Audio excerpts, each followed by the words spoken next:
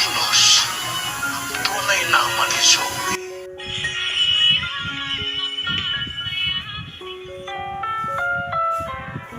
Ang programang ito ay rated SPG. Striktong patnubay at gabay ng magulang ang Mag-isa sa kwarto si Lynette. Nagre-ring ang cellphone ni Carlos. Tinatawag ni Lynette si Carlos pero nasa banyo siya. Carlos, nagre-ring yung phone mo. Lumapit si Lynette sa cellphone ni Carlos. Nakita niya ang pangalan na tumatawag. Dr. Zoe Tanyac. Nagtaka siya. Sinagot ni Lynette pero hindi muna siya nagsasalita.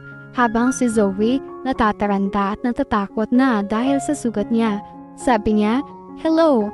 Hello, I need your help. I need your help, Dad." Nagulat si Lynette sa mga narinig niya. Sabi niya, "Anong sabi mo, Zoe?" Nanlaki ang mga mata ni Zoe para umakyat ang dugo niya dahil si Lynette ang nakarinig ng mga sinabi niya. Pero dahil dito, magaling si Zoe, mabilis siyang nakapag-isip ng dahilan na sasabihin niya. Tita Lynette, bakit po nasa iyong cellphone ni Dr. RJ Tanyag? Si Dad. Nasaan si Dad? Nagtataka si Lynette. Ano sinasabi mo? Cellphone at number ito ni Carlos. Narong number ka ba? Sumagot si Zoe. Sorry po. Nagkamali nga po ako ng pag-dial ng number. Narong number nga po ako. Hihingi sana ako ng tulong kay Dad dahil may nakuha na akong leads sa pagkawala ni Lolo. Sige po, Tita Lynette. Ikamusta niyo na lang po ako kay Doc Carlos. Pasensya na po. Good night. Maya-maya ay lumabas na ng banyo si Carlos. Napansin ni Carlos na hawak ni Lynette ang cellphone niya. Lynette, bakit hawak mo ang cellphone ko? Sumagot si Lynette. Kasi kanina nagre-ring ang phone mo, nasa banyo ka.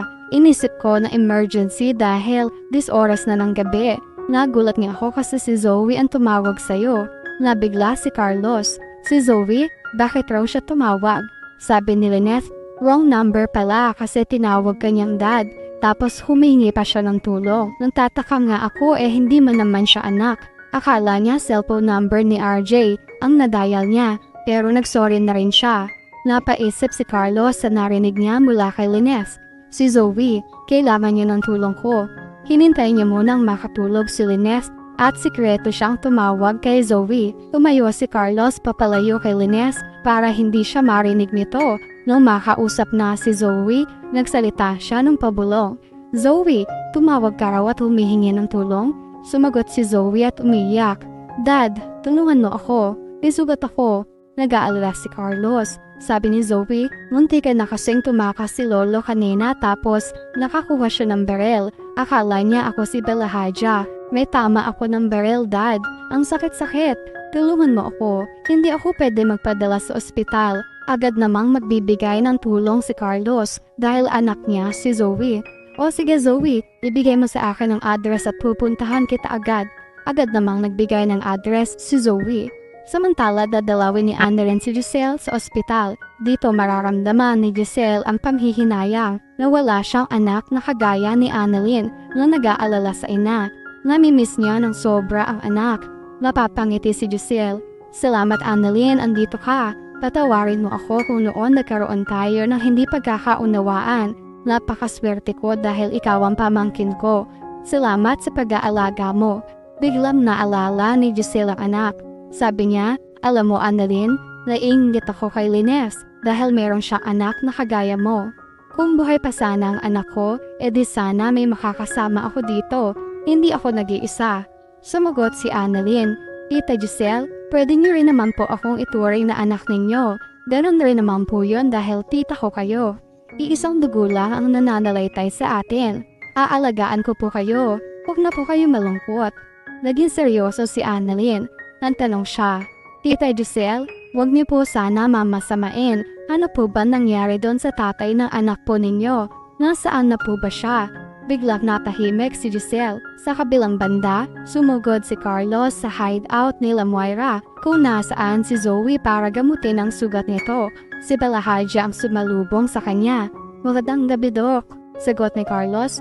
Si Zoe nasaan? May sugat siya. Kailangan ko siyang magamot. Sumagot si Belahadja. O Doc, paggagamot lang ang gagawin mo dito ha? Pagkatapos ay umalis ka na rin agad at wag na wag kang magsusumbong. Marami akong pwedeng gawin. Tumango na nakasimangot si Carlos. Nakita na nga ni Carlos si Zoe at agad niyang ginamot ang sugat nito. Sabi niya, "Zoe, mag-iingat ka. Bakit hindi ka pa umuwi at iwanan mo na ang mami mo? Tutal, nilalagay ka niya sa peligro. Hindi ka ligtas dito. Nag-aalala ako sa'yo."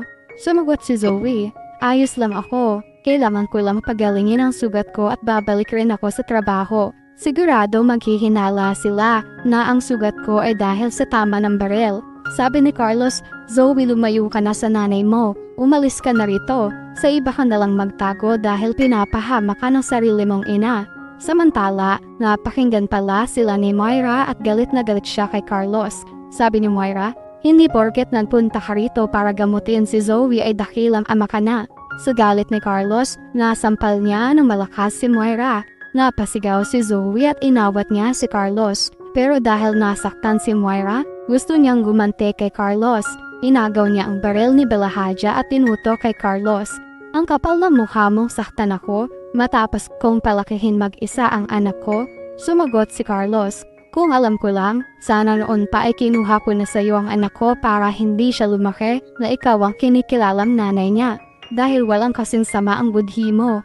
Nakatutok lang si Moira kay Carlos. Inawat ni Zoe si Carlos sa pagsasalita. "Dad, huwag mo nang awayin si Mami, pwede ba?" Napasigaw si Carlos.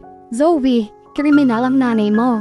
Tinutok na naman ni Moira ang baril at hinamon si Carlos. "Ah, ganun ha?" Inawat agad ni Zoe ang mami niya. Hinawakan niya ang baril. Sabi niya, "Don't kill my father." Habang nag-aaway sila ay nakikinig at nakasilip na pala si Don Pepe. Itinago siya ni Belahaja para hindi siya makita ni Carlos habang nanggagamot. Sumagot si Moira, "Si Roberto Tanyag lang ang tatay mo. Wala nang iba. Kung si Carlos, walang kwentang ama yan." Sumagot si Zoe. Sabi niya, "Pero kay Dr. Carlos pa rin ako galing. I still owe him my life." "Mami, tatay ko pa rin siya." Narinig lahat yon ni Lolo Pepe. Binigkas niya ulit ang mga narinig niya. Si Doc Carlos ang tunay na ama ni Zoe.